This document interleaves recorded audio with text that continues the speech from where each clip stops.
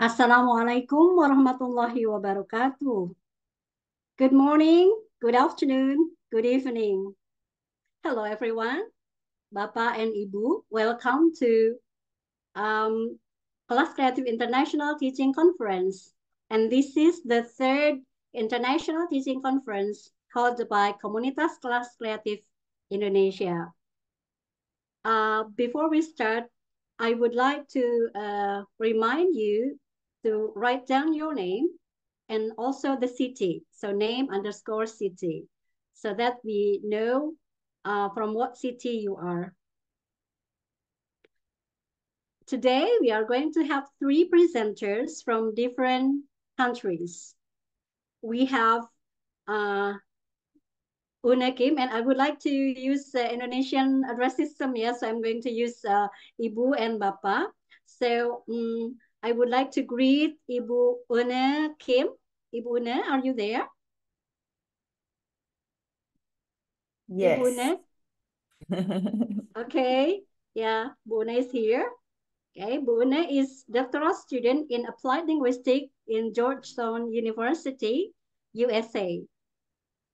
And the second presenter is Ibu Camelia Sanova. She's the first from the first private mathematical gymnasium, Sofia, Bulgaria. Hello, Ibu Camelia. Ibu Camelia. Hello, Ibu. She's already here, actually. Okay. And the last presenter is Pak Trisnandis Sahrizal from IKIP Siliwangi, Indonesia. Halo, Pak Tris. Hello, Bu Ati. Okay. Right. So we have already seen the 3 presenters who are sharing with us, yeah, their expertise in today's theme. And today's theme is fostering motivation, wellness, and learner agency in the English classroom.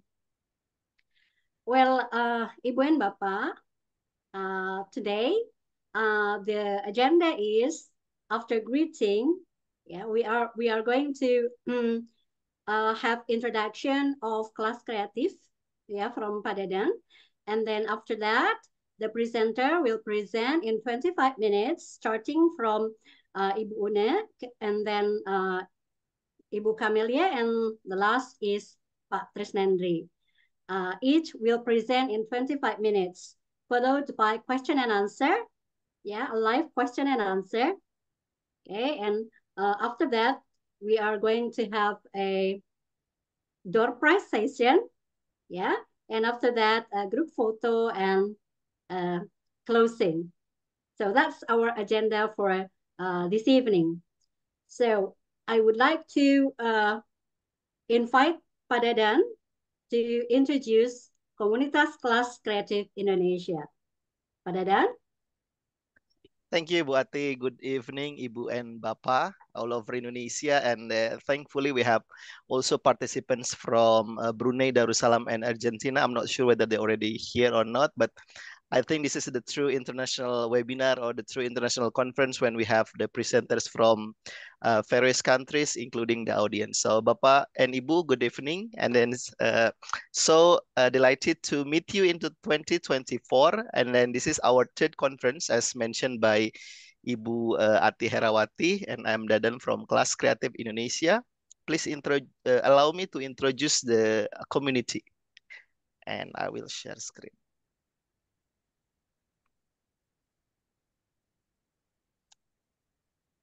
Okay. Can you see my screen, Ibu Ati? Yes.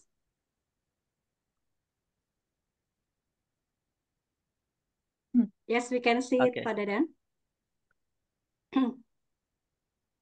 Wait a second. There's a technical issue here.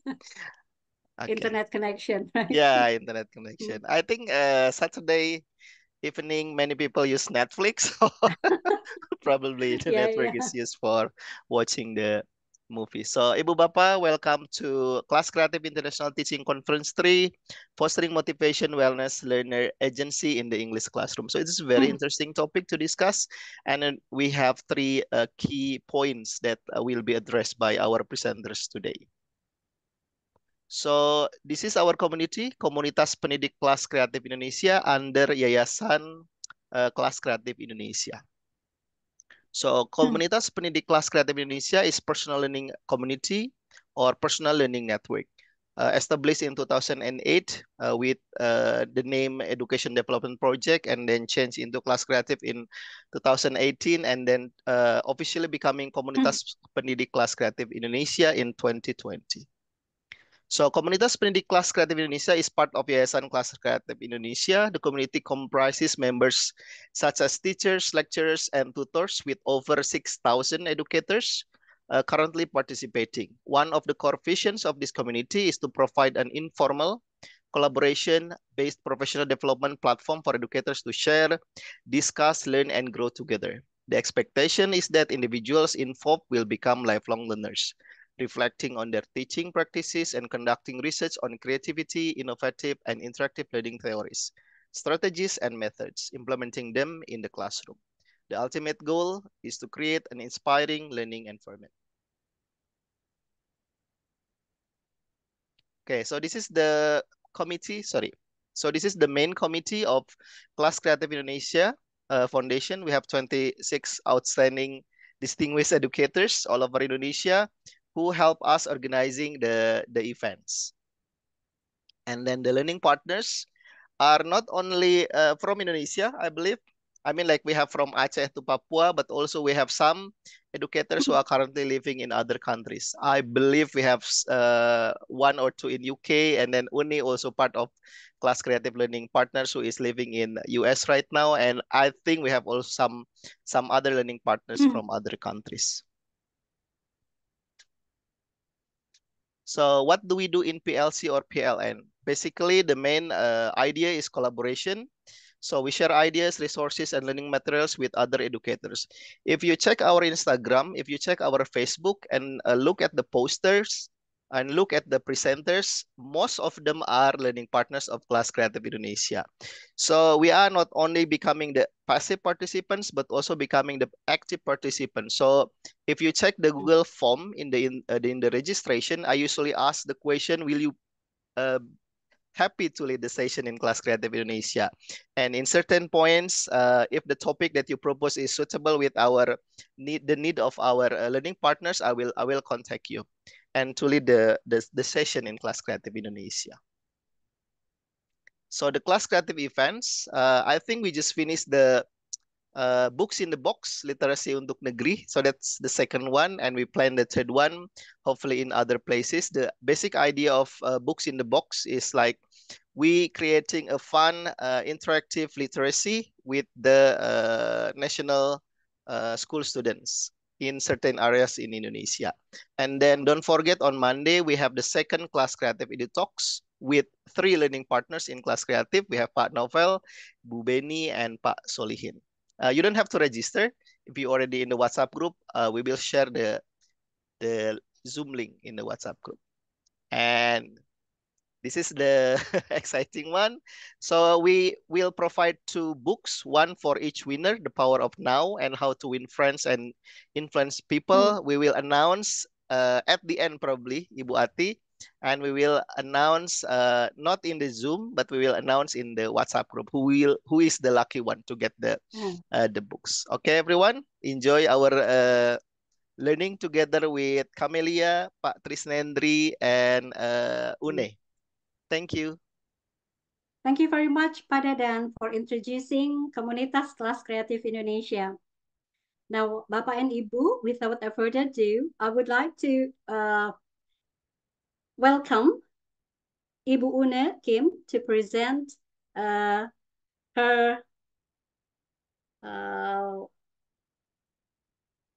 topic, well-being and motivation, right? The topic of Ibu Une's presentation is well-being and motivation. So, Bu Une.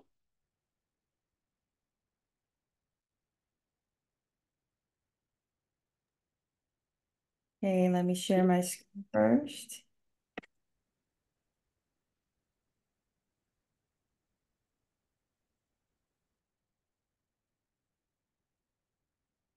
Can you see my screen?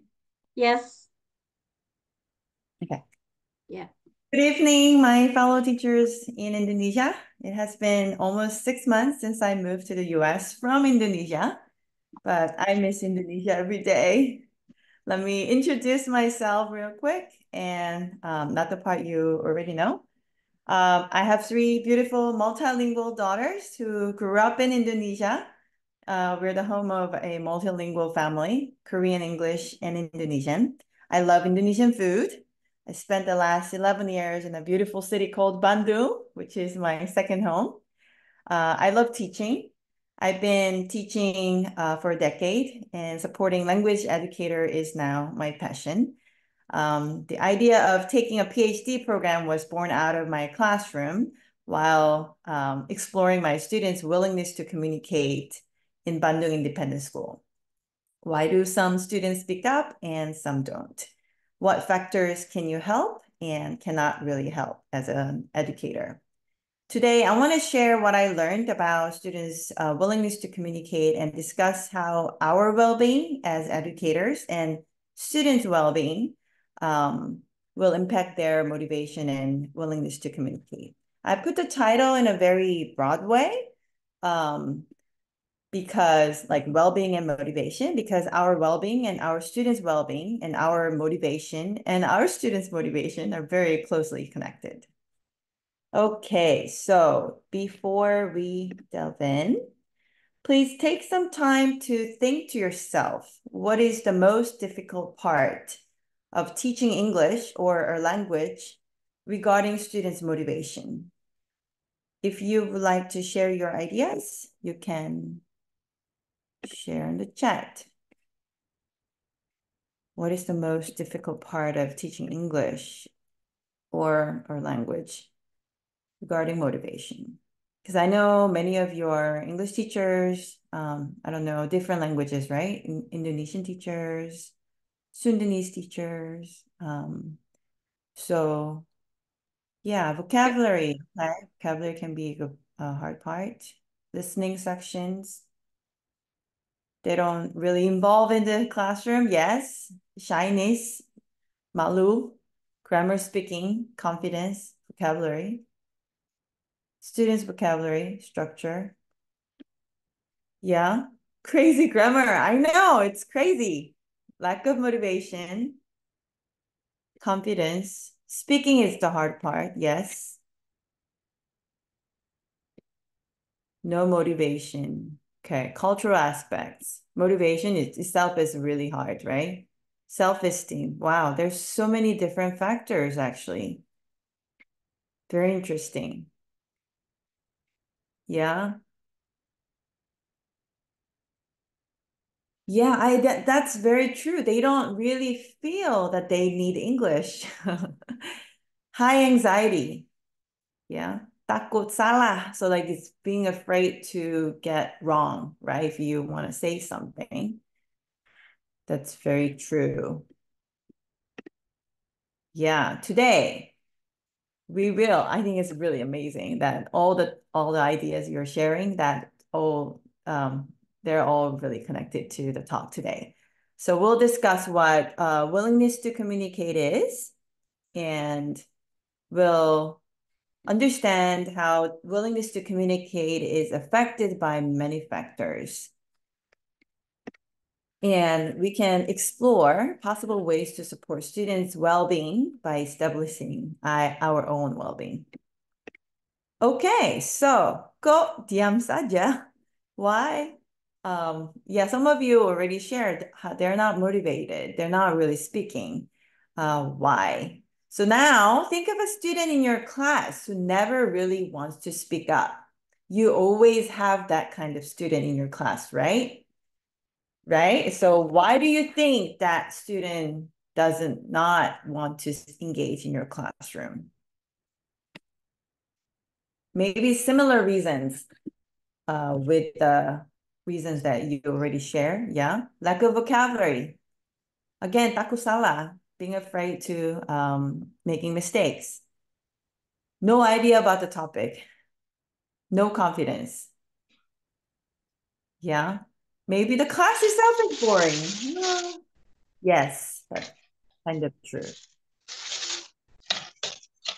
So they say, I cannot speak English, right?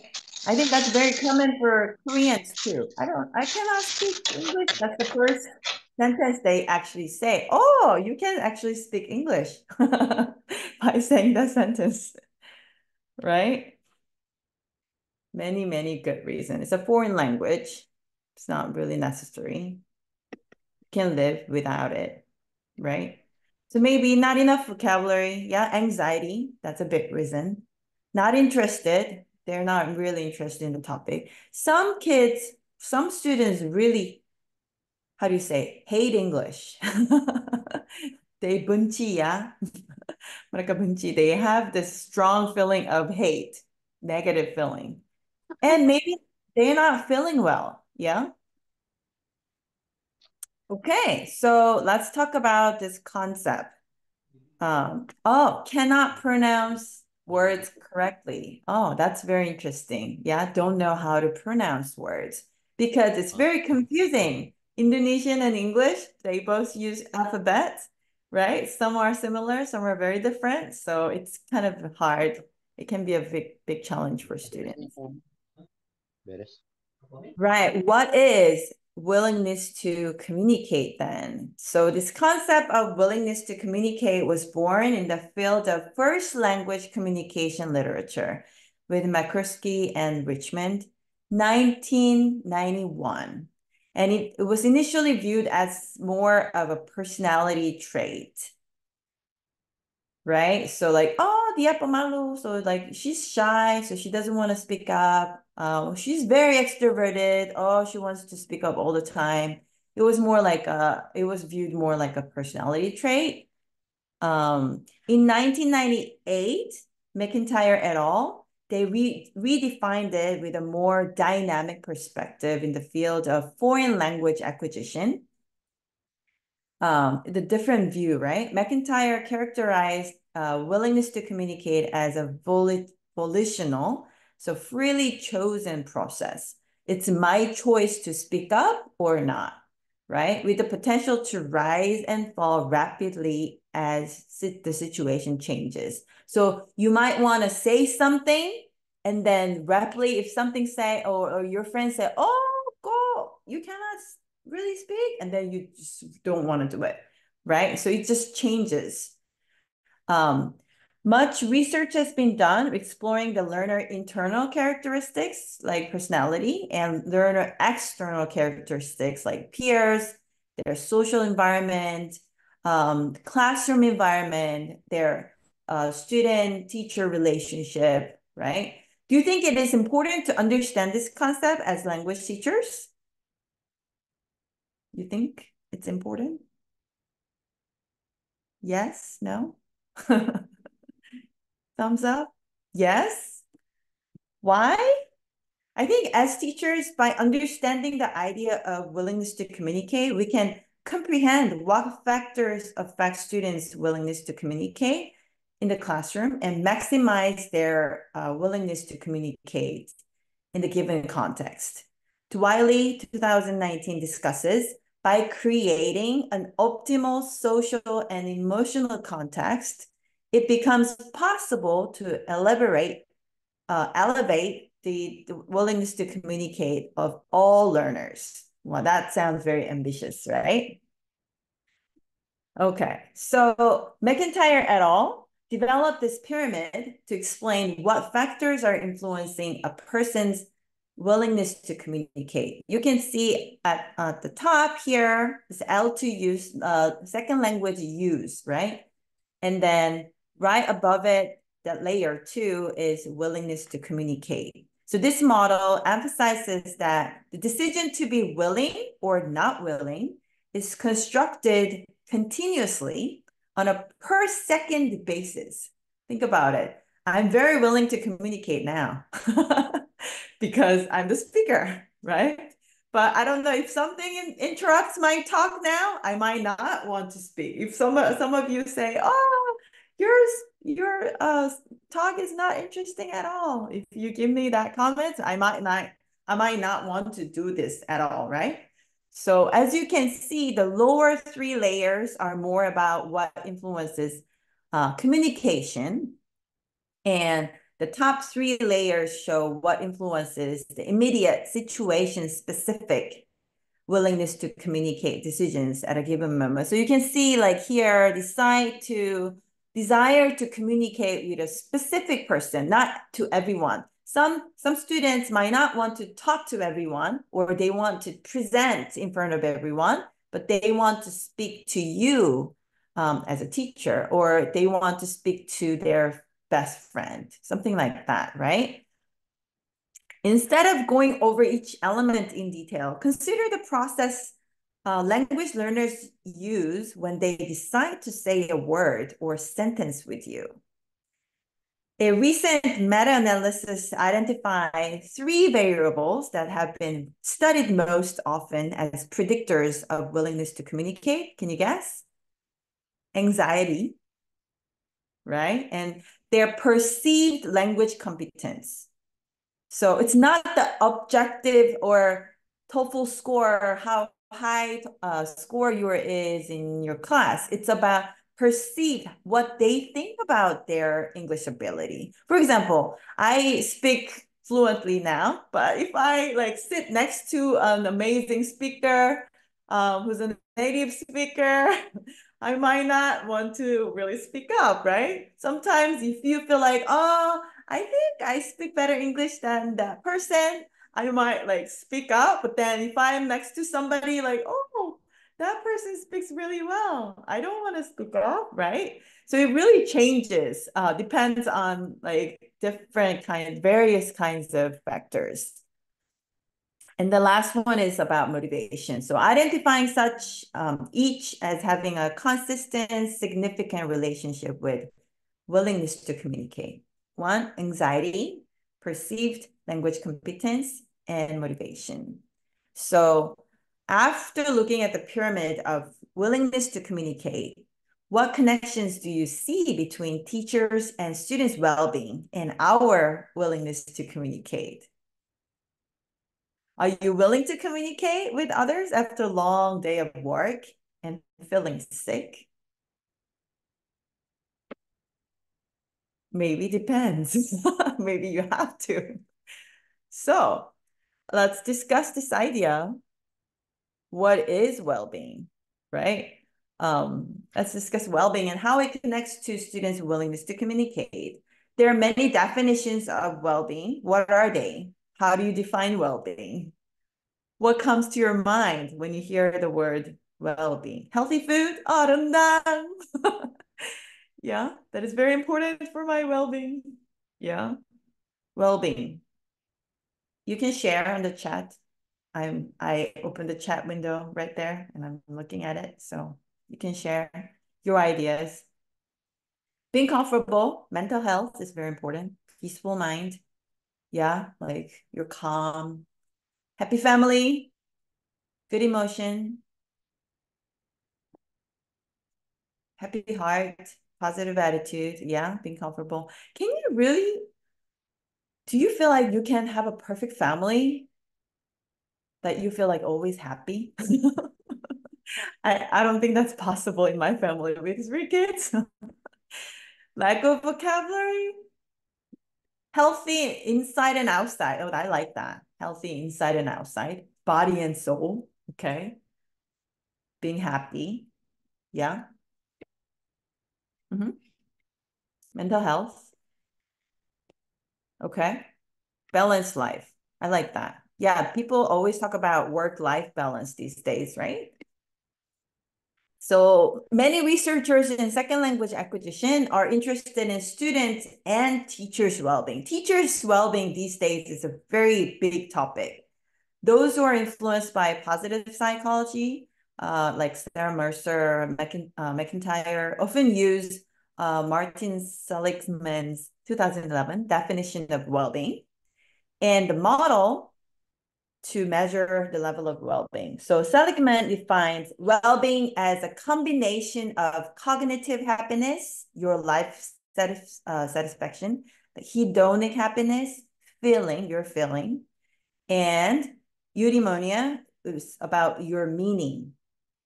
So his model, PERMA, PERMA, well-being, stands for positive emotion, engagement, how engaged are you in your daily life and your relationships, and meaning, what do you feel like, what is meaningful in your life, right? And accomplishment, how do you, I don't know, like, how do you feel about what you are doing, right? I don't have the PERMA model with me now, but sorry.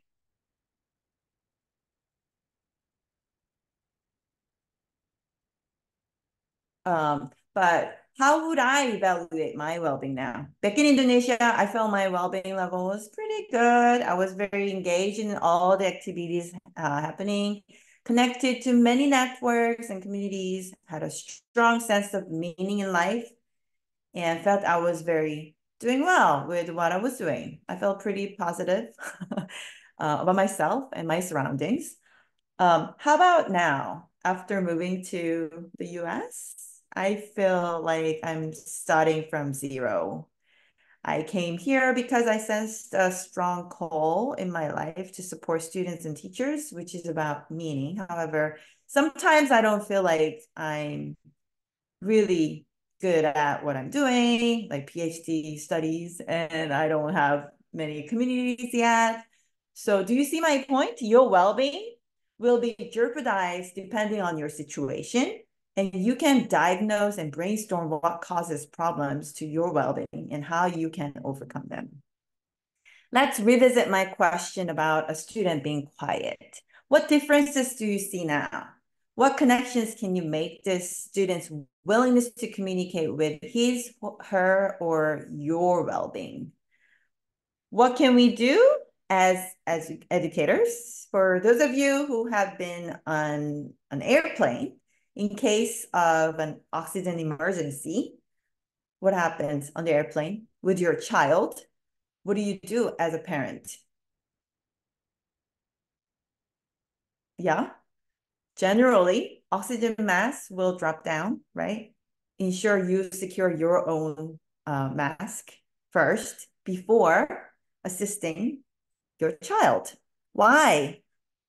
You're able to help them effectively once you are maintaining your own oxygen supply, right? So as teachers, sometimes we do too much, not realizing that our own oxygen level is insufficient to support others. The first and most important thing to support your students is to take care of yourself. Reflecting on your well. Bu Une, Sorry. 5 more minutes. Yes, I'm almost done. Reflect on your well-being using PERMA. Brainstorm areas where you can grow and you need more attention. Schedule your alone time. I think Padadan likes to say me time, right? From work and family. It doesn't have to be long. You can just have it like 10 to 15 minutes for alone time. That's totally fine. And you can just breathe and process what's happening. Journaling and reflecting will be very beneficial, not just for your students and curriculum, but for yourself as well. Evaluate why you do what you do. Think about your calling. Think about creative ways to delegate what you're doing to others. Once you have sufficient oxygen, you can think about practical things to support your students. Translanguaging is a huge topic I would like to share with you in my next webinar. Research shows that when you allow students to use their full repertoire of languages in the classroom, they tend to speak more because they understand the content cognitively better and deeper.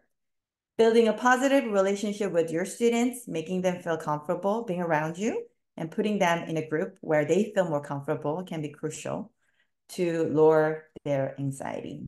And just observe students and think about what's happening, right? After 2 years of teaching I had a student who didn't want to really speak up. After 2 years of teaching her, I couldn't figure out why. I talked to her mom, I tried to connect her, but I felt nothing really worked. However, I believe that what I did helped her in some ways, maybe not in the visible way. So sometimes we cannot control everything, and we can do one thing at a time.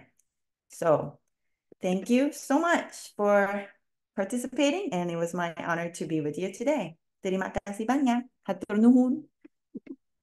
Thank you very much. You are still remember, yeah, the Sundanese. Thank you. Yes. Okay, Ibu Une, we have some questions here, and I would like to read the questions. Okay. The first question comes from Pak Satang. Yeah, and the question is, I'm an English teacher at South Sulawesi. I'm teaching the third junior high school student and also university student. And the difficult I found in teaching the students is less motivation, less confidence, less practice. And while I am as an English teacher has provided them by different methods, strategy, and others. So yeah, I think yeah. like many of you shared, English as a foreign language is kind of hard to motivate students because they don't really see the immediate need. Oh, why do I have to like really study English? So I think modeling will be very helpful as a language learner yourself, right? English teachers are English learners, right? So you can think about, you can share what you found interesting about English learning, and then you can kind of share your stories, how you started liking in English, and maybe you can also think about what kind of interest the students have and connect those interests to English. Maybe that can be a good starting point. But as I shared, well-being, it's like a big picture. So think about not just the outcome of a student outside of what's happening, but think about like what's really happening inside, right? So maybe, I don't know, maybe that student is not motivated because A, B, and C. And think about what are the things that can help. I don't know if that answers the question. Okay, thank you very much. The next question comes from Pak Faisal Adi Chandra from SMP Negeri 6 Kalibunder, Satu Atap, Kabupaten Sukabumi. The question is, how is motivating oneself to excel in English language teaching with limited supportive facilities can be challenging? Yes, I've been there. That's why Kelas Kreatif Indonesia is amazing. I think, yeah, always, I think, try to use the WhatsApp group because like teachers are your resources, I feel like. Many times, instead of Googling, I think you can ask teachers because they already have a lot of resources that they can share. And also, I think I can sense that you have a very high motivation of becoming a good English teacher. I think that's amazing already. So that's a good start that you have that motivation. I want to be a excelling English teacher. And then let's just support each other. I would love to be contacted too if you have some questions about resources or community, I don't know, like community. So just feel free to contact me too. I can, yeah. Okay, thank you. So Pak Faisal, if you have further question, Ibu Une is welcoming you to contact her, yeah, personally. The last question comes from Pak Iksan Cahyana from SMA Negeri 6 Bogor. The question is, I often stuck on the same situation. The learners who have engaged are often the same students from meeting to meeting. So do you have any solutions? Yeah, I actually shared my case, right? So I had this student who didn't want to do anything with me. And it took a long time to realize that it's not all my fault. So I think it's important to kind of to see the situation objectively first So don't take it personally. It's not because that student hates you. And also, I learned that maybe that student is going through different things in her life or his life. So first, I think just look at the situation objectively. And then also, maybe that student does not have the ability to speak up yet. Maybe that student doesn't have any interest. So you can think about the possible hindrances, why that student is not engaged.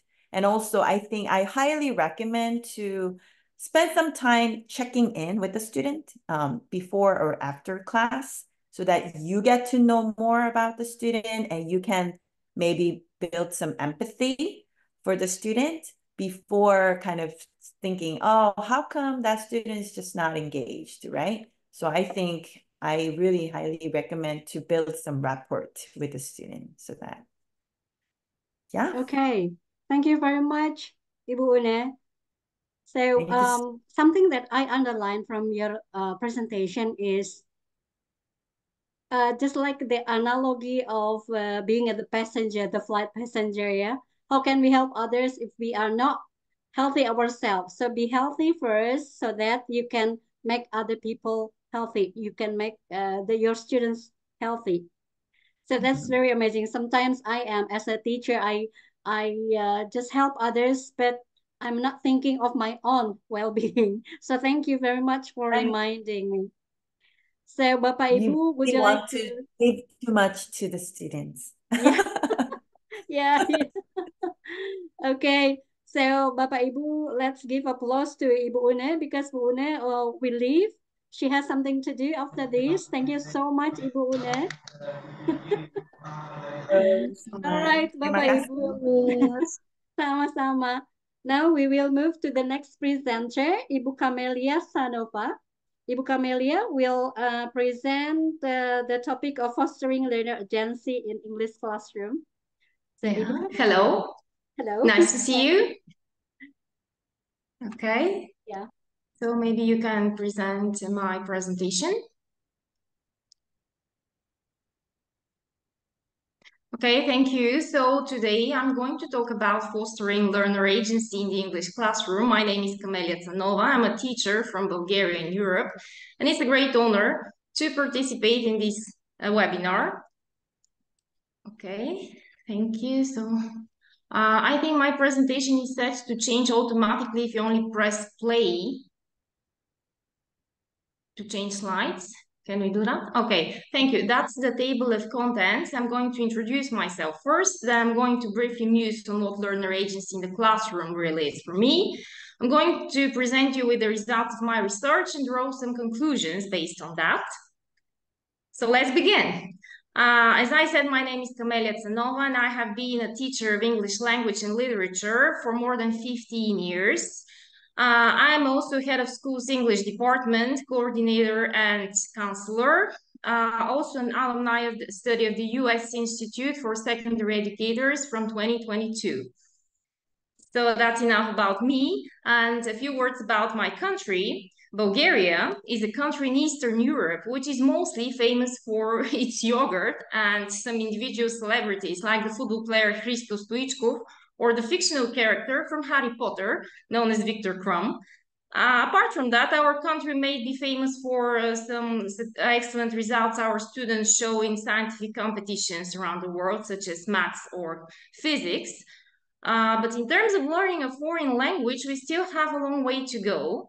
We have some schools that specify at teaching English language, but still it is not as popular as it should be. So we still have a long way to go. And I'm going to share some of my personal experience about my school.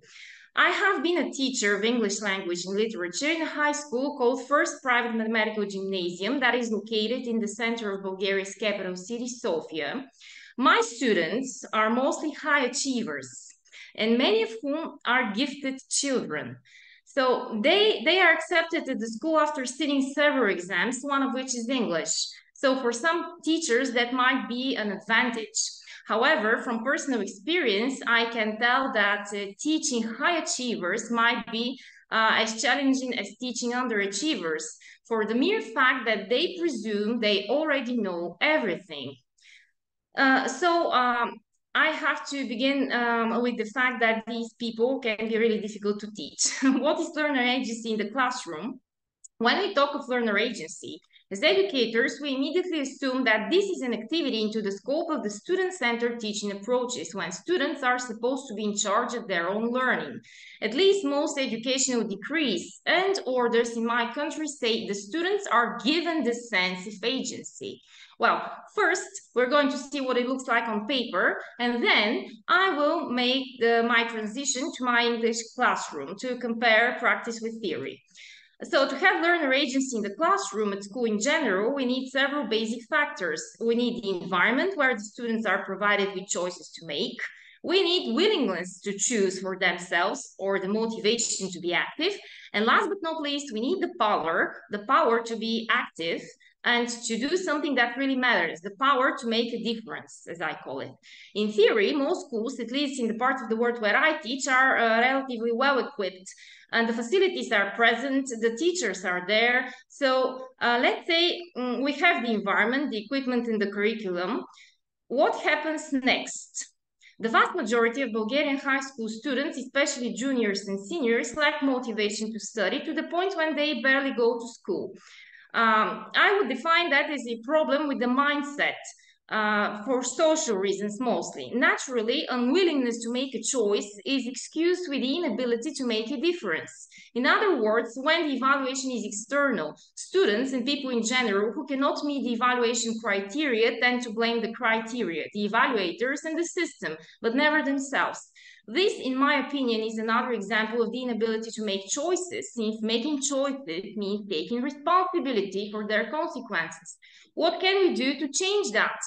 Well, the first answer that comes to my mind is gradually change our own classrooms and inspire our students through personal examples. Let me clarify that I am a teacher, not an educational scholar. Therefore, I'm not going to sugarcoat learner agency too much. The truth is, teachers cannot force students to develop their agency. It is a skill learners have. But just like any other skill, it needs practice to be improved. So how can we, as teachers, without being unprofessionally authoritative, foster such a skill in our students? How can we do that? I have several tips that I can share with you from my personal experience. The first tip that comes to my mind, you should really take time to know your students. This is the first thing we have to do.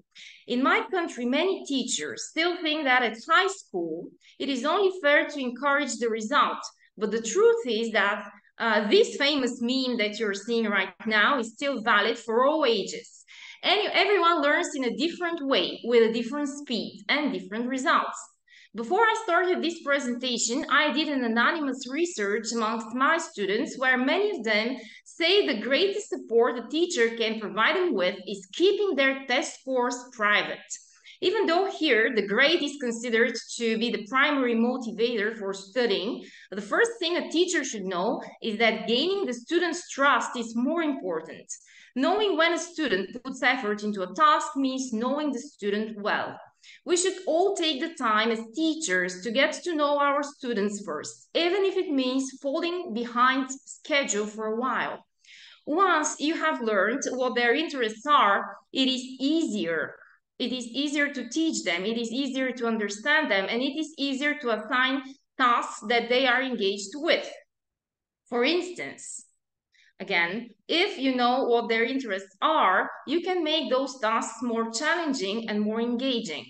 If a student is interested in football, let's say, it is much more likely he does a long reading activity about the rivalry between Ronaldo and Messi than about climate change.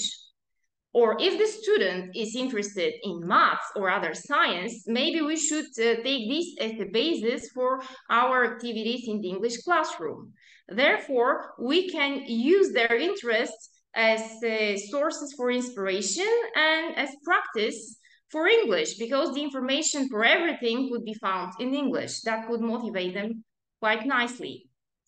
My second tip is to take the time to explain and to explain the assessment criteria. That's very important. And also to rationalize it, because many students are not entirely against learning. They simply cannot see the point in some activities.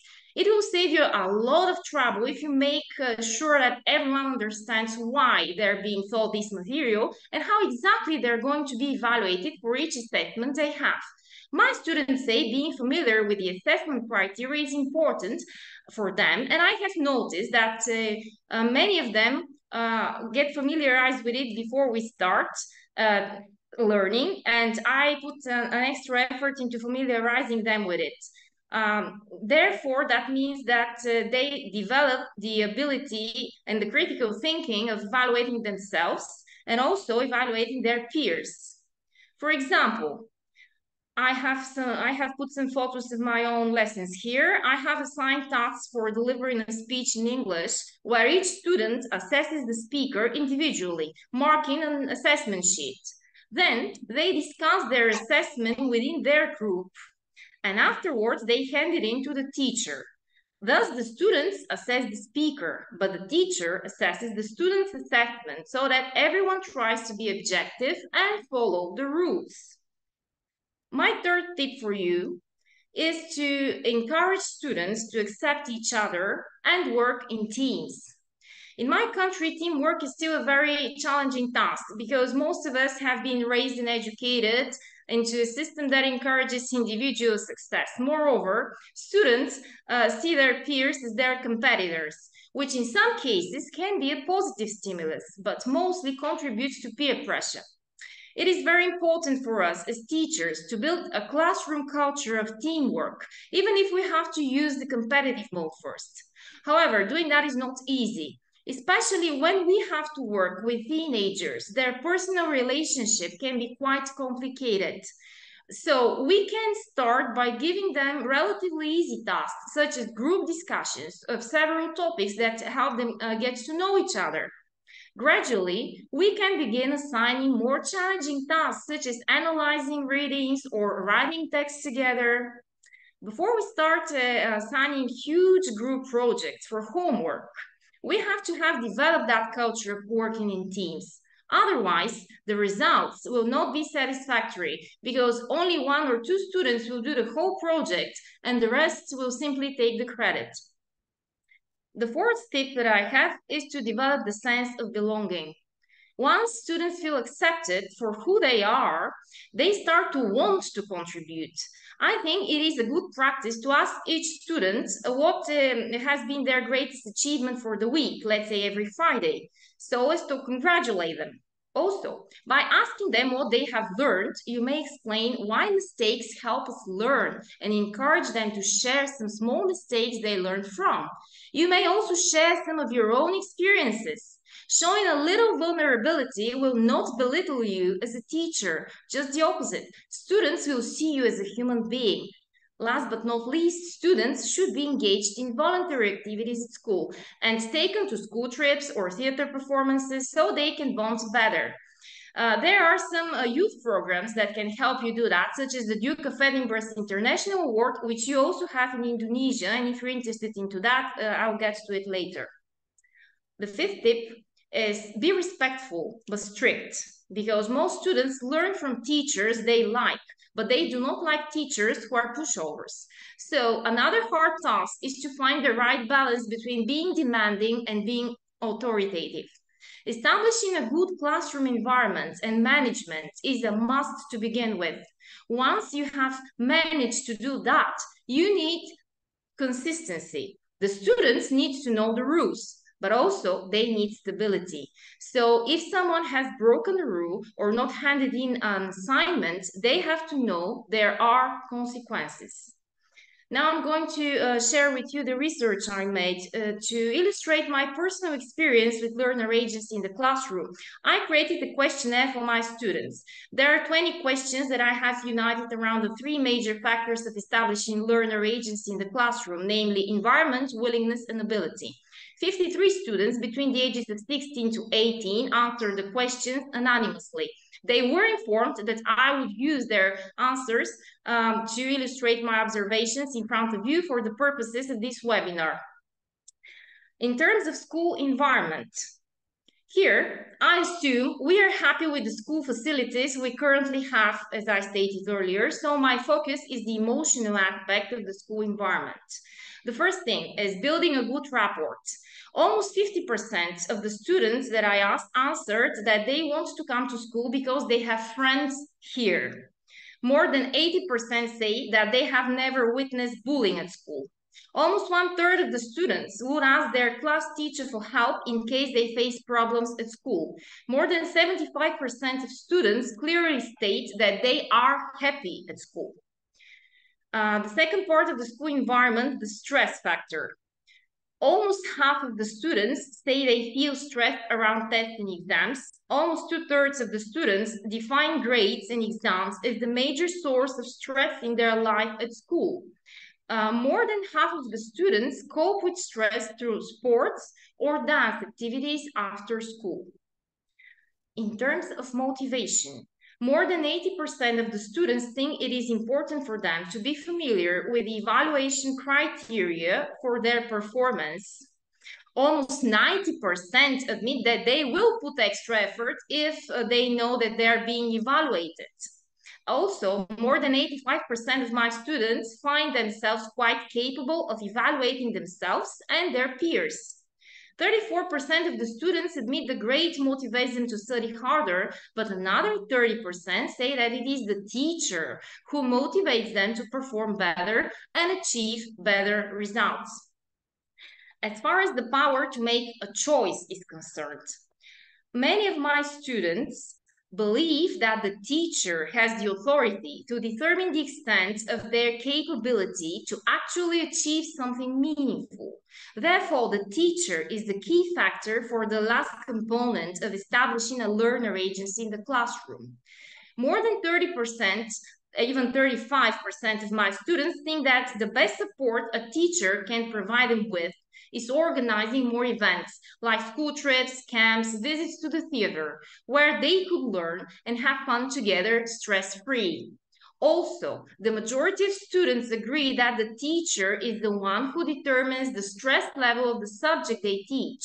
And the astonishing 88% report that they have improved their performance in a school subject they once considered as hard only because of a teacher. In conclusion, I would like to say about the school environment that my students are motivated to come to school because of the attitude they find here, because of the support and the friendship. I have to say our school is one of the few educational institutions in my city where such answers could be given, and this is a fruit of continuous hard work from the entire team of teachers, management, and administration. Establishing good rapport with students and their families is a school policy and takes a lot of work and energy. I'm one of these teachers whose job is to organize events out of school or after classes. As time-consuming as these events are, many students make friends during such activities. That helps fostering their learner agency. Another example is our participation in youth programs, such as the Duke of Edinburgh's International Awards, which is targeted at increasing young people's independence and self-consciousness. You may look up this program, it will really help you. Mentoring is another thing we can do to improve the relationship between students and teachers, and also between students from different classes. Last but not least, we have many extracurricular activities, volunteerism at school, and different initiatives according to the occasion. In terms of motivation, it is a truth well known that the grade is the main motivator in the Bulgarian educational system. However, as life skills change with time, I am happy to see that there are other factors too. Even though schools like ours are still considered rather an exception, I truly believe that students can be motivated through encouragement and adequate critique. So I'm going to put put actions to words, because as far as the power to make a difference is concerned, I will provide you with some examples with students whose learners agency I have personally witnessed. A student who thought himself mediocre at math at the age of 10 was accepted to study math at Oxford at the age of 19. A student who was struggling to read and write in English at the age of 12 is currently amongst the top candidates for Princeton University, having set his interview impressively. A student who used to get easily embarrassed by being watched has acted in more than 5 videos for different projects, including international competition. A student who thought she could never learn to play a musical instrument has just had her second gig in an amateur piano concert. So we all develop agency in the face of challenge, and high achievers are the ones who challenge me. There is no learning without a struggle. So let's normalize facing difficulties. If I require that my students, if I require that from them, it is only fair that they require it from me too. So after so many years of teaching, when I hear the question, why should I do that when I already know it? I still get mad, don't get me wrong, I'm not going to lie to you, but I try to adapt to the situation. The answer may be because you will be surprised at how much you still don't know. Or let me give you another task then. Or even, okay, then you explain it to me because I don't think I know it as well as you do. What matters more is the attitude, the rapport you establish in the classroom, and the ability for the students to prove their point, to feel listened to and considered. Here I have listed some words, some adjectives used by my students to describe their ideal teacher.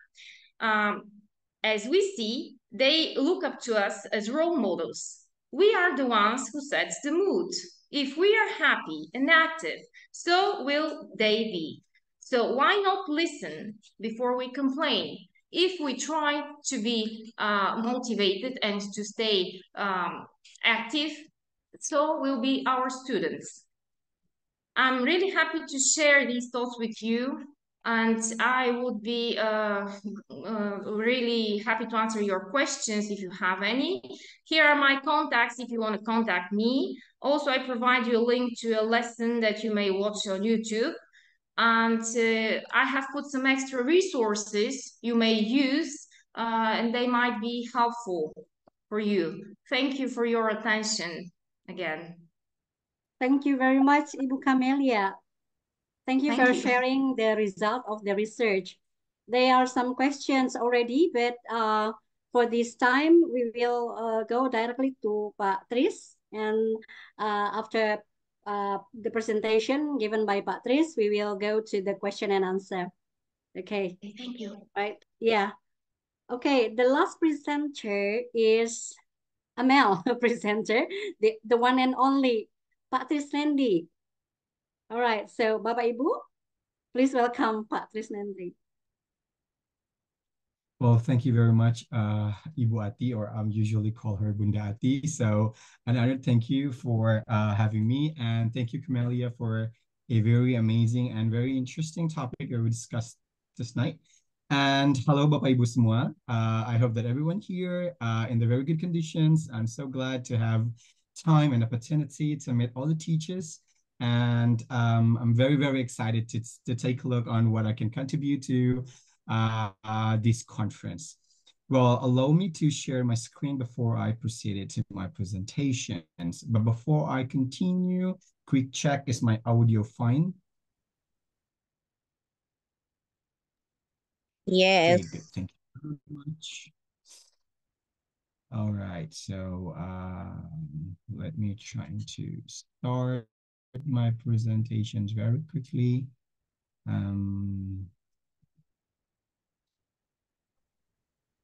It's already there. Yep. So yeah, it's so pink and purple tonight. I hope that everyone enjoys seeing all the colors. Well, as the topic of our conference tonight is the fostering motivation, wellness, and learning agency in the English classrooms. Like two of our preceding speakers have talked about various things, very interesting facts, and also tips how we can trigger a motivation for our students to learn. But in this time, I would like to have some highlights on how to foster our student motivation to the technology integration, or how we can improve as the same word as fostering our students' motivations during the learning through using certain technology. Before I continue, Bapak Ibu semua, a little introductions about myself, that I am a teacher in a university. I'm a lecturer in IKIP Siliwangi in English Education Study Program. I'm also active in our Kelas Kreatif Foundations and also followed some activity held by Kelas Kreatif Foundations, including not limited to trainings, some social services like Book in the Box, and some other activities. I've been teaching English since 2007 in the first years of my university. Well, you can guess how old I am though. And then for the, I'm currently taking my doctoral degree in also applied linguistics and at Majaya University. And my interests are in integrating educations to classroom and also public speaking. My research was focusing on translanguaging and also some language studies. Well, continuing my presentations, some of questions I'll be addressing to all the participants here. Let's just start by, I'm going to focus on motivation. So I'm going to start digging out a little things about what is actually motivations talking about, right? From several resources in the internet, you can simplify that motivation is forces acting either on or within a person to initiate behavior. From the positive psychology, specifically from Baumeister in 2016, the talk about that motivations is boiled down of wanting. We want to change the behavior, thought, feeling, self-concept, and others through motivation.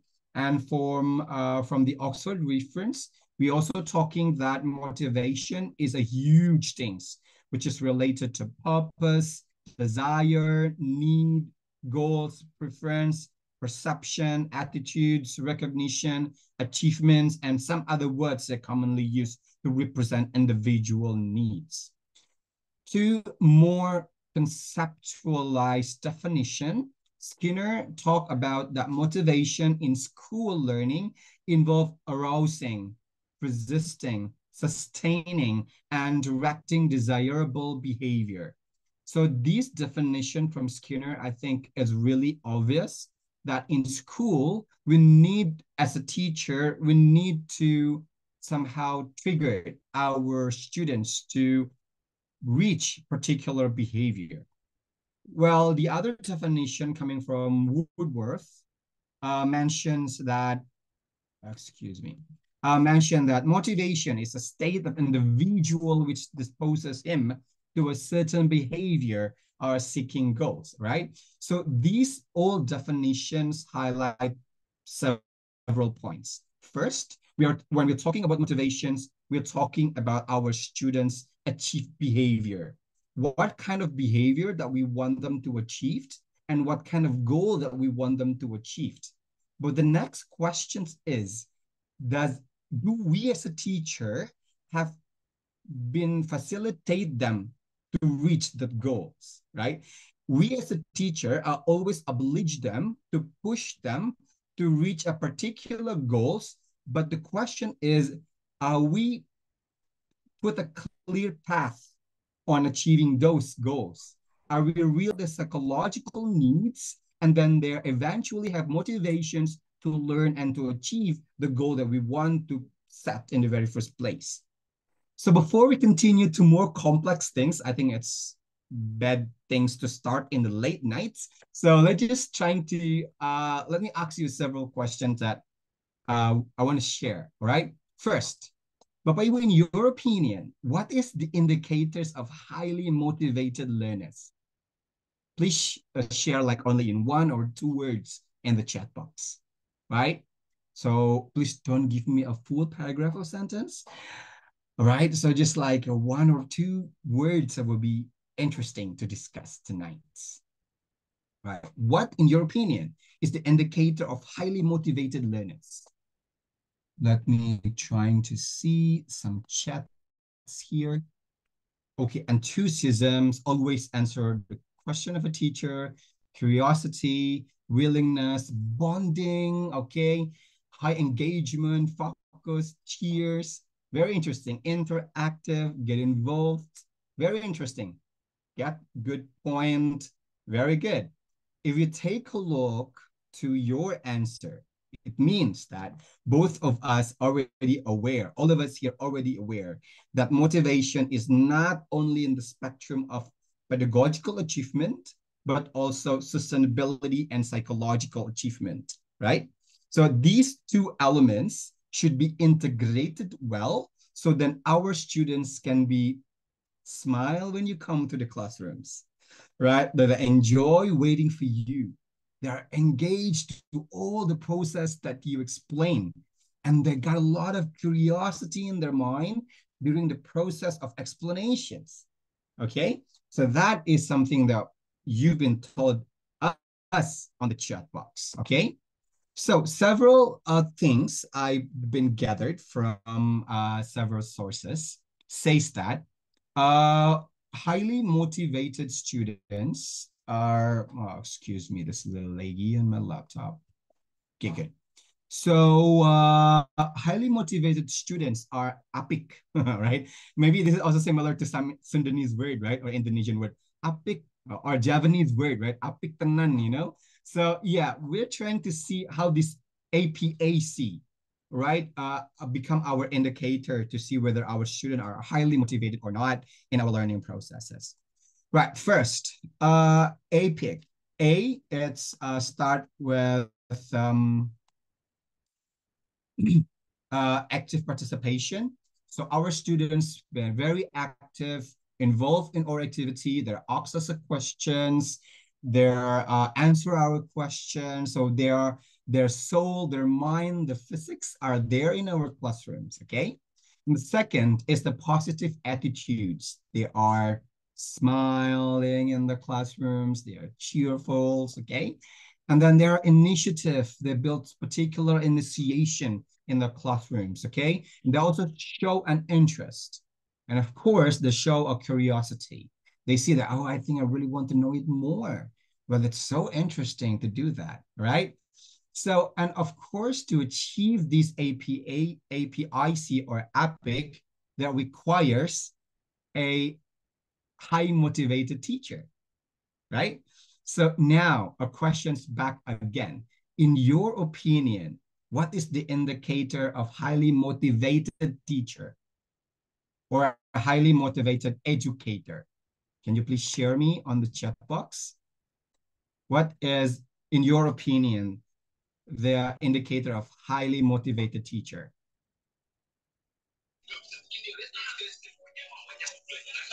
Okay. Well prepared. Okay, and showing interest, well prepared, and then loves their work, enthusiastic, being creative, well prepared. So now I will share this to everyone. How do motivated teachers look like? Oh, sorry. Let me stop the share screen a little bit. Let me do share screen. Wait, Bunda, give me a moment. Oh, I think I'm keeping back here. Wait.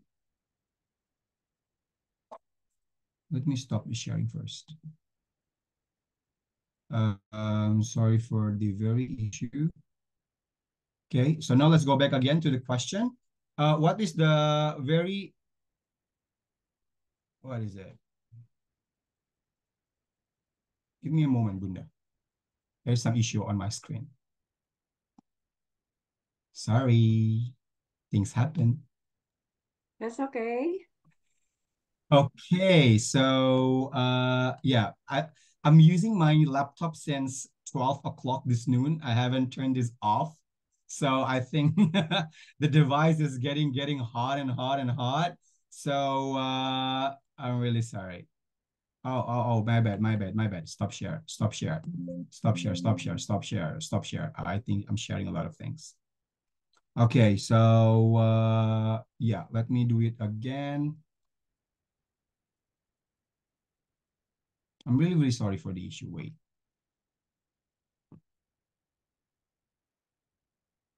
Karena this slide is very, very important for me to share. So I really, really want to go with that slide very, very quickly, okay? I'm really, really sorry for the issues, but I hope you're still enjoying this.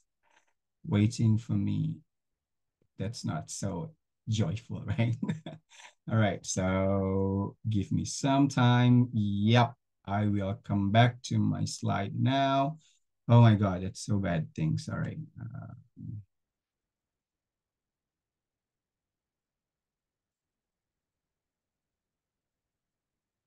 Okay, Bunda, you see my screen again? Yes. Yeah, I okay. can Let's see go back it. to the questions. What highly motivated teachers look like. Some of you already give me a very, very interesting answers, well prepared, and then love their jobs, creative, love the students, right? So, and so on and so on. Take your time. Knowledgeable, open-minded, and so on and so on. And now I'll show you an example of the amazing teachers and how motivated teachers are. This is how they look like.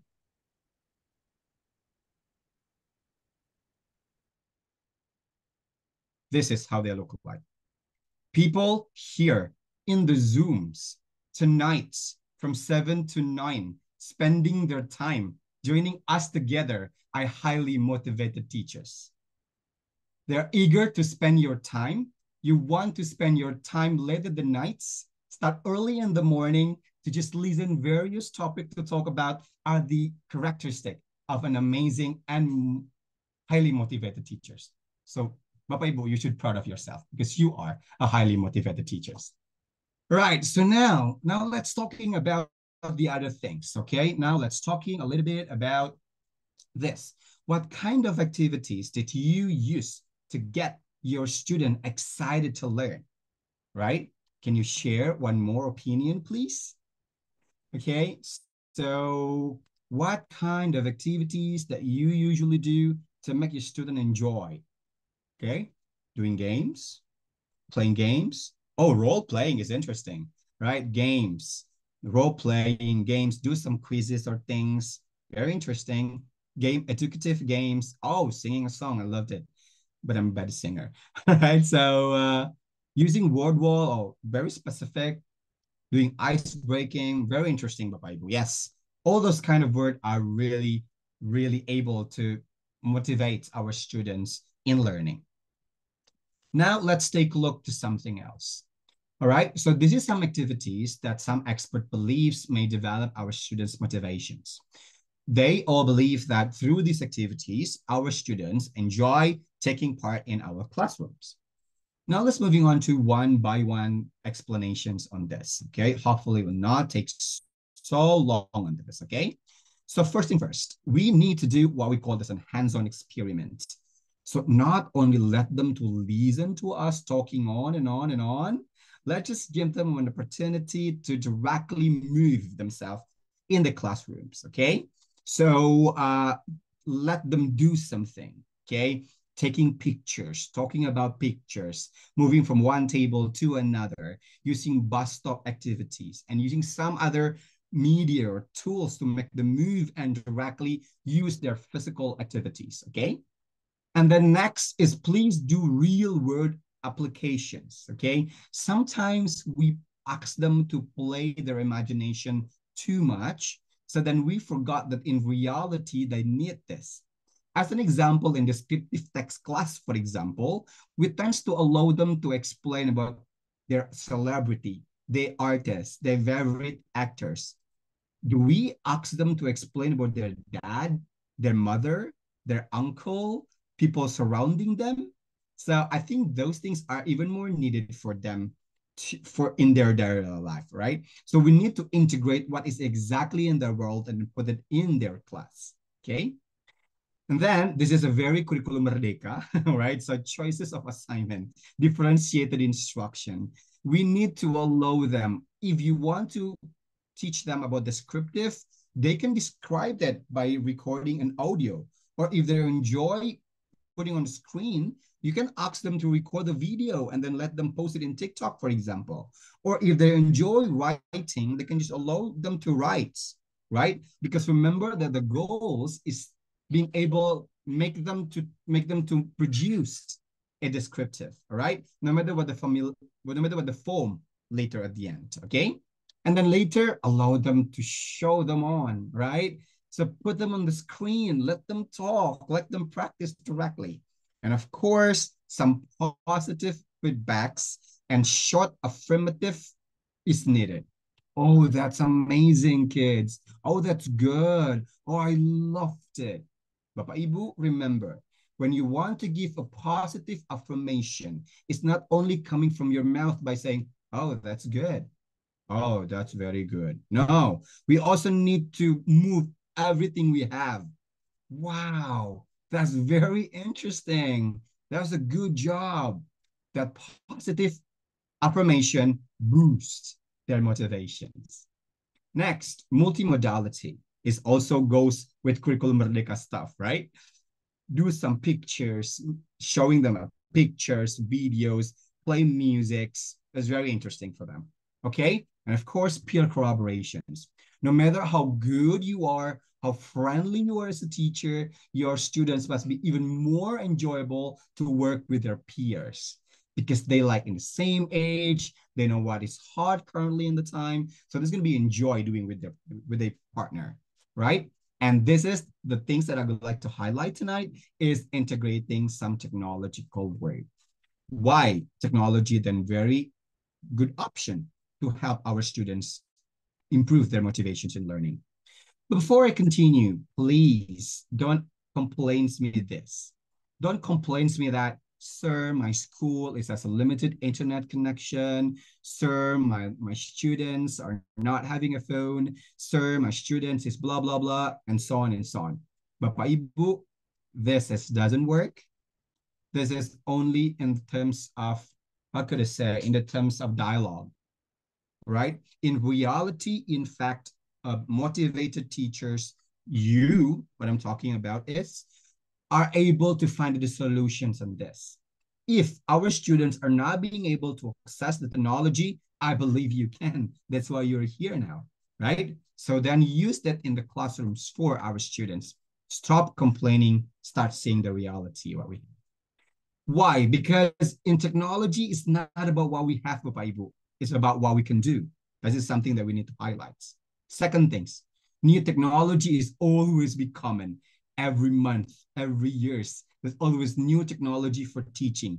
We have WordWall, and then we have learning apps, and we have some other things, all right? Coming around us, surrounding us with a lot of new things for our classrooms. But the problem is, right? Can we really use it carefully? Because the new technology is common, but the new thinking is rare. We need to think carefully about how to integrate this technology to our classrooms, okay? How to integrate technology though? Hopefully I'm not speaking too fast and hopefully I can reach the time perfectly. Please, I have 5 more minutes. Yes, I also play my stopwatch, Bunda. All right, okay. I will do very quickly on this, all right? I will skip these definitions. But how this technology help us, Bapak Ibu? Because remember, when you want to use technology to support you, you need to focus on content, right? Not to the tools, okay? And then provide the choices for our students. Remember, the technology is only a tool, so please have always alphabet plans. If plan A doesn't work, we still have plan B, C, D, E, F, G, until Z. And please do collaborate with your student since that your students are digital natives, right? They are born with technology, so you can share and learn from them in using technology. Please use wisely, because remember that not everything looks cool is have a place in your classrooms, okay? And of course, please integrate those easily.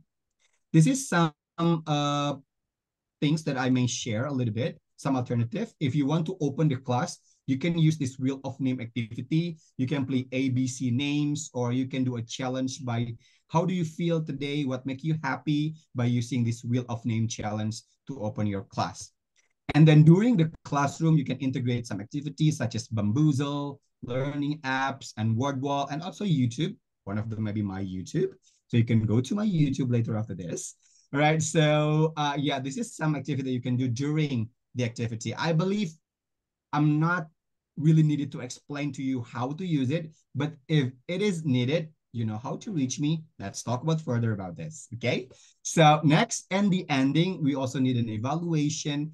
This is what I always do. I do a quizzes evaluation, and I'm allow them to present what they've been done in their classroom by showing them in the Padlet. So this is my two favorite devices when I do teaching. And the last slides we'll be talking about, Bapak Ibu remember that passionate teacher will shape motivated learners. See you, Bapak Ibu. Thank you very much. Assalamualaikum warahmatullahi wabarakatuh. And returning back to Ibu Ati. Thank you very much. Very interesting, Pak Tris. Okay, Bapak and Ibu, we have listened to two different presenters. And now we come to question and answer, but I would like to make it live question and answer. So if you have a question, you can raise your hand and you can directly ask Pak Tris or Bu Camelia. Don't forget to mention your name, where you are from, and to whom the question is addressed.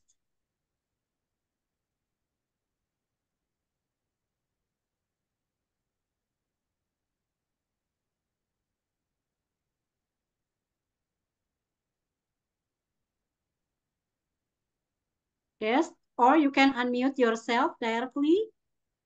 Okay. May I ask you a question? Yes, of course. Yes, please. Okay. Yeah, my name is Sandi Maulana Abdillah. I am from Kabupaten Sukabumi. My question is first for Miss Camelia. Yeah, Miss Camelia. It was quite interesting for the presentation, and she explains a lot about fostering learner agency.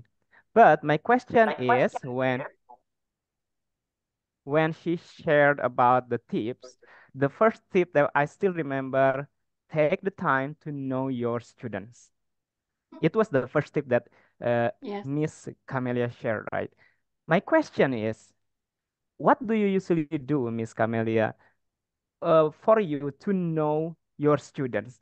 Is it doing a test or giving a test for your students, or you usually like ask your students one by one? Because as you might know that in my class, usually I have around 25 or 30 students. And probably if I ask one by one, it would be difficult for me.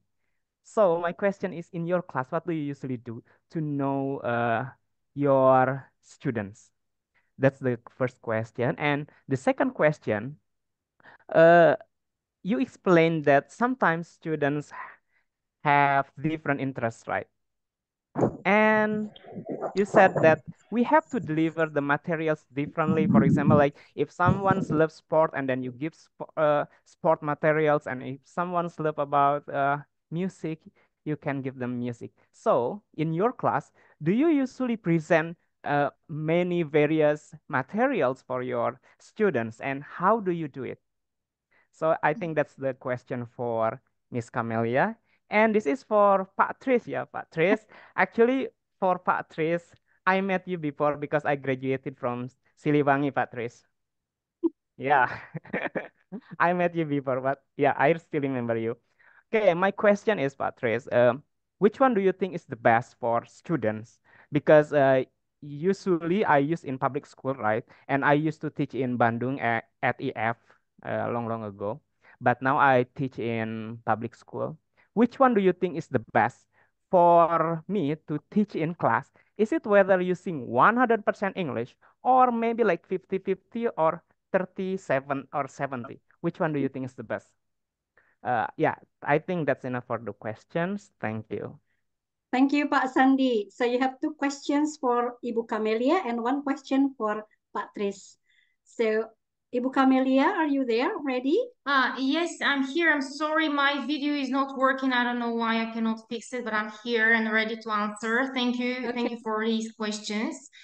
Well, how I do get to know my students, normally in the beginning of the school year, I tend to play this game called Two Truths and a Lie, where I start with myself. I write 3 things about me on the whiteboard, and I tell them that 2 of these things are true, 1 is a lie, and they have to guess which one is the lie.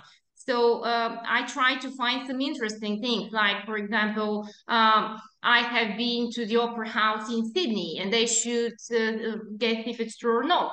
And if it's true, then I can share more details about it, let's say. And I make them do the same. It takes some time because my current class is also a big class. I have 26 students in total, so sometimes the time is not enough. But at least the first ones who volunteer are the ones who open the discussion, and then afterwards they may continue talking about this in groups amongst themselves. So it's a good starting point.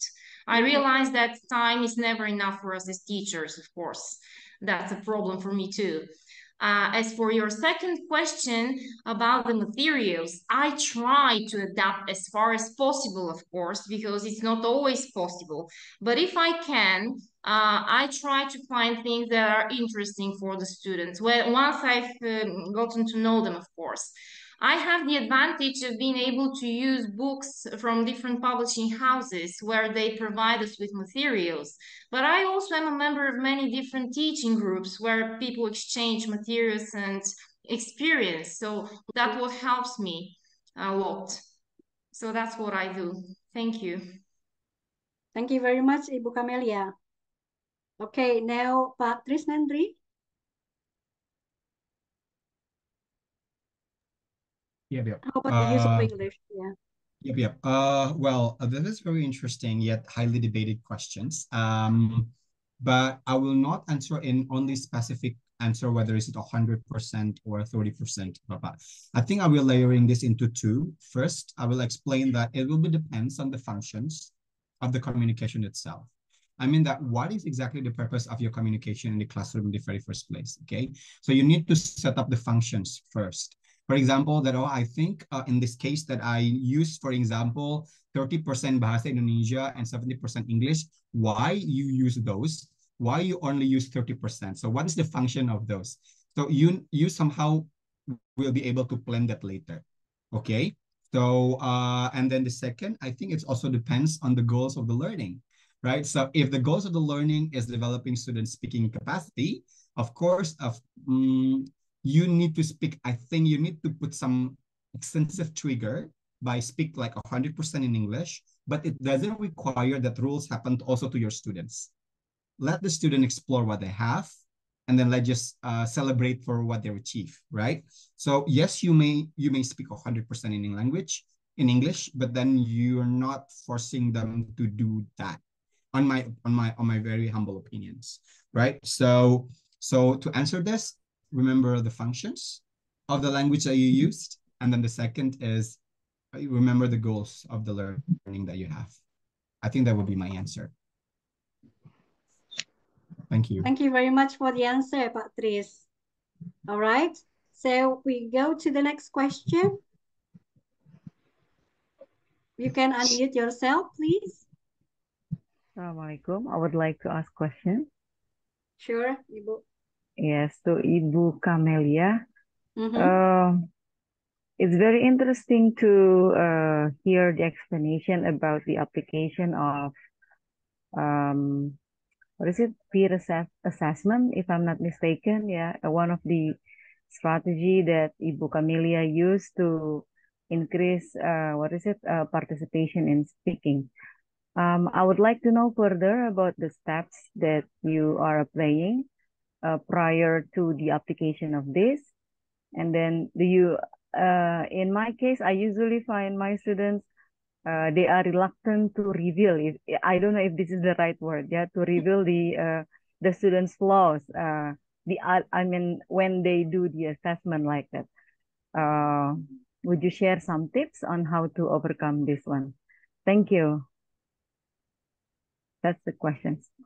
Thank you very much, Ibu Ani. Ibu Camelia. Thank you for the question.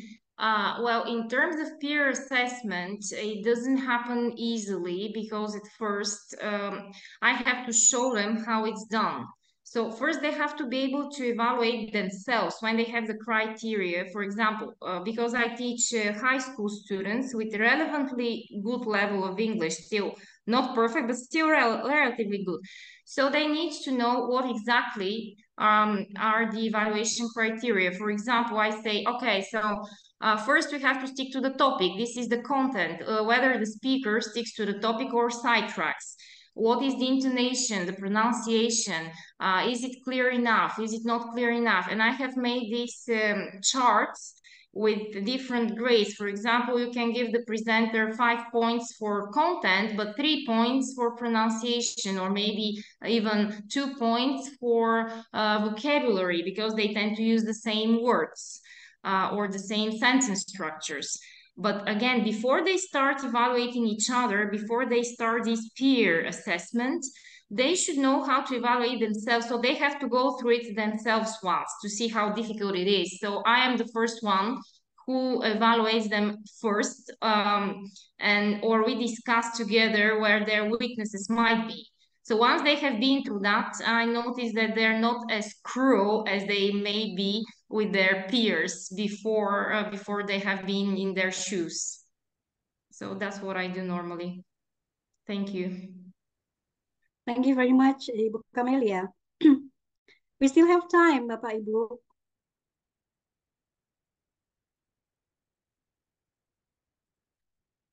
Bunda, I think Pak Yes. Satang is raising his hand. Okay. Oh, yes. Pak Satan, please unmute yourself. And I think also Pak Hasrul been waiting, but then he'll lower hand again. Iya, Assalamualaikum warahmatullahi wabarakatuh. Waalaikumsalam warahmatullahi wabarakatuh.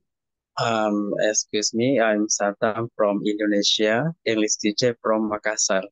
I'm teaching at Pesantren Imni Putra, Makassar. Before I make question, I want to explain the confusion. In my school, all the students are boys, and then they stay inside in the boarding school.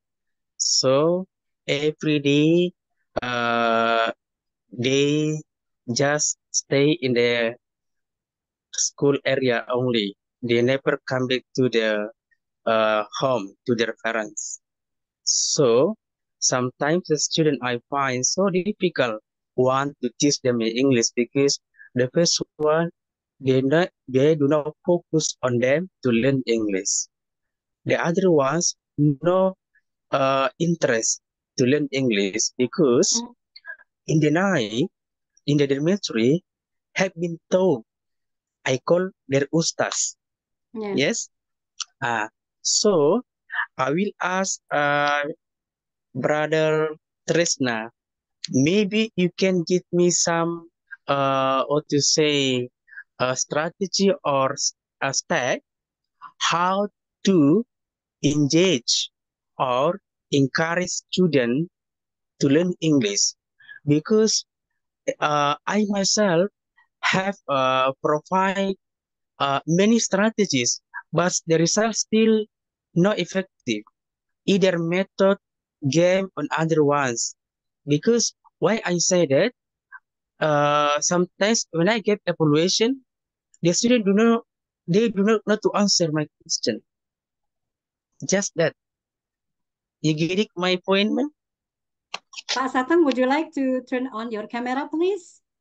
My camera, ma'am, cannot be open. I have find how to open my camera, but they say must be set by the masih perlu diatur, ma'am. Tidak bisa terbuka.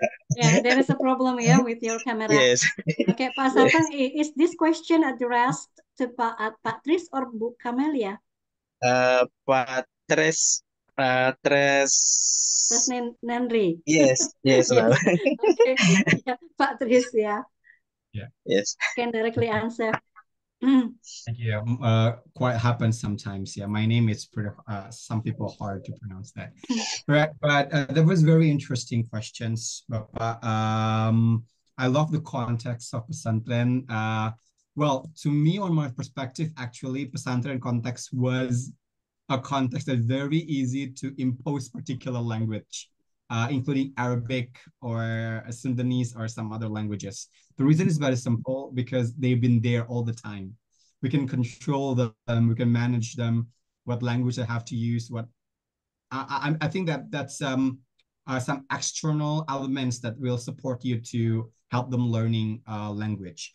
However, several things is that you need to consider is first, please. I think this is what we have to understand first. We need to say we need to find out the really reasons why they really don't want to learn English. Because if the reason is because they're not being with their parents because they are in pesantren, it must be happen to all subjects. But if they enjoy Arabic more English, there's something wrong, not because they are in pesantren, right? Because the context is there, right? Second things, we need to understand how we package that English, Bapak. So we need to make sure that let them know how English can benefits them in life, how English can be used for them, why you need this, why this is important, why this is so fun able to speak in English, including not limited to telling them that by speaking English you will get more money. Don't be naive on that, but in reality people will very highly motivated on that, right? So we need to provide some path career that may support them in develop their life later on. So by setting up in the very first place that learning English will benefit you in life, I think that's a good step to start with. Another things that you need to consider, it maybe you can do what I have done like 2-3 times back then in the past. I been invited to start what we call as an English camp for pesantren. So I moved to like 3 pesantren, like some pesantrens there, and then we provide a English atmosphere activities within a week. With their start in the early morning, they start to speak English, and for a week is all about English, right? So by post them into these new habits, they will understand that, okay, I don't think it's so hard to learn English, but I think I can cope with this. So yeah, we need to set these things as well. We need to make them believe that English was not as hard as you believe in. By do what? Of course, by do very interesting activities. Of course, by doing a lot of engaging activities. And of course, this was important. Make them casual in learning language every day. You may speak English every time to your students, whether they are replay it in Makassar language or not, or in English. So the most important is from you who initiate to speak English first. So I think that will be my answer. Thank you very much, Pak Tris. We still have 1 more minute. So I would like to invite Pak Hasro. Pak Hasro? Yes.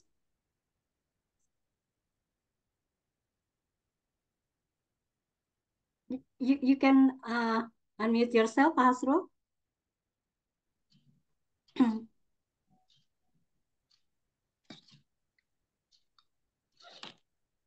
Okay, do you hear me? Okay. I'm sorry, I used There two is an devices. echo, Pak. Can you I just used two off devices. can you just off the audio from your laptop, so you can Yeah. Do you hear me, please? Yep. Okay. Now I have a questions. Actually, in English class, there are some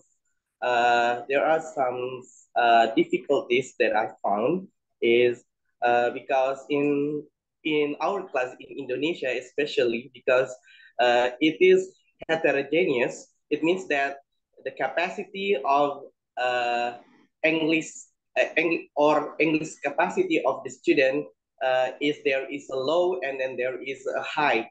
So that's why I say that it's very heterogeneous. So that's why I want to ask to you, Miss Camelia, and then Mr. Trisnandri, how could we I mean here, to make all the students with the all levels in different levels engage the class. Uh, as we know, because in the first meeting, as Camelia said that they do again like truth or what I don't know the way how to detect the student capacity. Uh, I also do it by doing a line step up to the line to know the capacity of the student to speak English and then to understand about English. But however, I found there are some low and then there are some fast. So actually, it's hard for me to find to make all the students becomes in the same level in the class. Maybe this is my question to all of you. Thank you. Thank you very much, Pak Hasrul. So one question is for Bu Camelia and also Pak Tris. Bu Camelia, would you like to answer the question? Okay, thank you for the question. How I engage all the students regardless of their level? Well, I try to have more group work and well, that's a difficult task naturally, but I try to find the right thing for each member of the group to contribute to the group. So if I notice that someone has weaker abilities or is not that competent, I try to make them feel appreciated for doing maybe less now, but to motivate them to be better next time and to try to show what he's really good at. Maybe he's good at speaking, or maybe he's good at finding vocabulary. So I try to find where their strong sides are primarily. It's a time-consuming task, but as teachers, we face it. Yeah. Thank you. Okay, thank you. Now, Pak Tris, would you like to add? Yeah, thank you very much. That was something that crossed in my mind as well, right? So because we really need to consider what is exactly our students' positions. I mean, we need to know them very well, what they really enjoy during the learning. So, but Bapak, I think in Indonesia we also been acknowledged by Kurikulum Merdeka, which is integrate those kind of activities, right? So in Kurikulum Merdeka, we provide we're trying to cope with the reality of the heterogeneous, as you said earlier, heterogeneous situations of our students. So that's why we also need to create heterogeneous learning materials. There we also need to create a different learning materials, right? So, and those heterogeneity in our classrooms and our materials should be should be done by creating multiple situation to our students, right?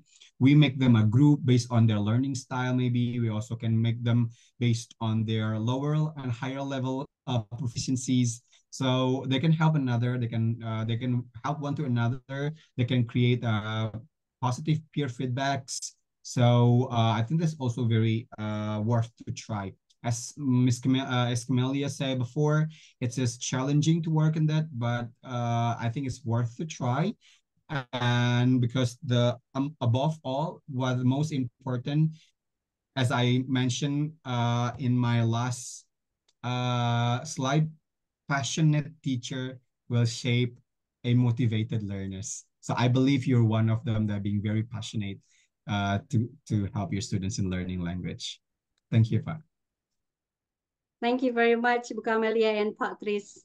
Yeah, there are some other questions actually on the chat box, yeah, both for Ibu Camelia and also for Pak Tris, but since our time is very limited, so maybe Bapak and Ibu, you can ask Pak Tris and Ibu Camelia directly, yeah, because both Pak Tris and Ibu Camelia have already shared their social media and also email address.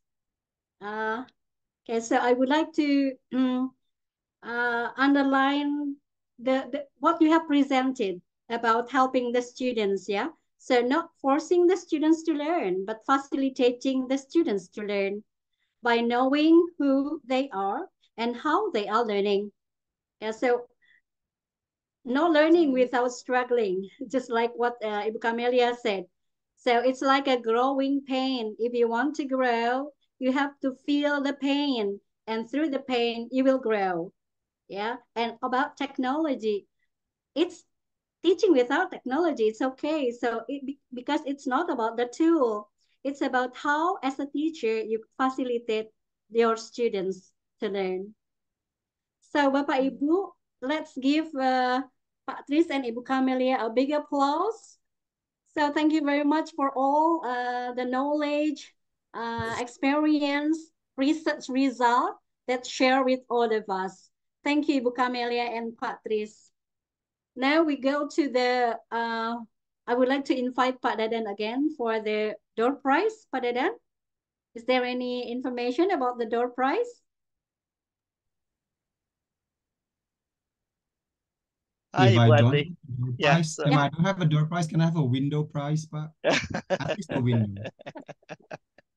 yeah, we'll think about it, Patrice. So, Ibu Bapak, please fill in the attendance form. So, we will choose 2 winners based on the participant who fill in the form, and we will share the information about the winner in the WhatsApp group. Thank you, Bunda Ati. Okay, thank you very much, Sir Bapak Ibu. The winners of the door prize is not based on the questions that you asked. It's a based on the questionnaire, yeah, on the what is it, attendance, yeah, Pak Dadan, yeah. Please fill in the questionnaire on. Is it on the chat box, Pak Dadan? Yes, correct. Okay, so Bapak Ibu, please find the link and fill in the questionnaire. So we are going to inform who will get the door prize later through WhatsApp, ya Pak Dadan? Correct. Okay, right, Bapak Ibu. Before we end today's conference, let's go to the family photo. Please turn on your camera. This is a photo session. There are 255, ya Pak Dadan, participants. 250 for now. Oh, 250 for now. All right, it's such a big number. Okay, So Ibu Tina will help taking the photo. Ibu Tina. All right. So Bapak Okay, Ibu, I will take your photo. So please give me your best smile. Slide 1, 1, 2, 3. Okay. 2.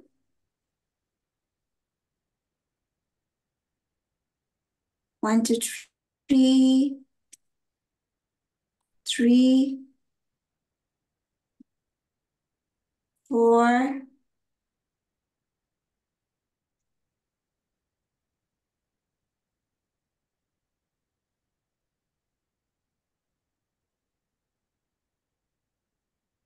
5. It's a long smile, yeah, Ibu Tina. 6. 7.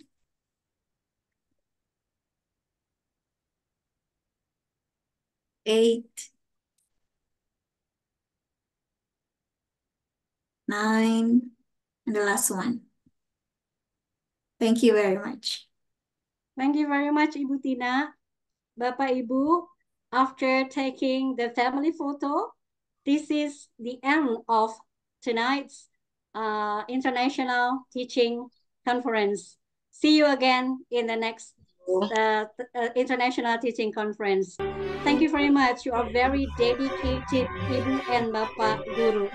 Thank you. See you again. Assalamualaikum warahmatullahi wabarakatuh. Waalaikumsalam warahmatullahi wabarakatuh. Thank you, Patrice. Camelia, thank you very much. Thank you so much. Thank you, Ibu Bapak. See you on Monday. We have another session on Monday. Okay. Thank you. Thank you. Assalamualaikum.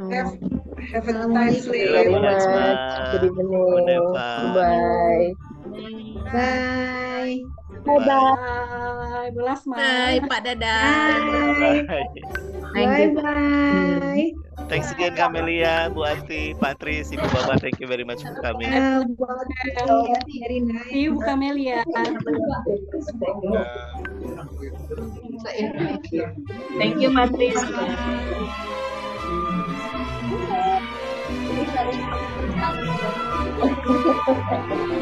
Bye.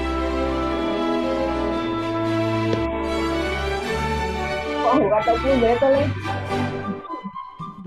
Con gua tao pun beto le. Oh, gua tao pun terus.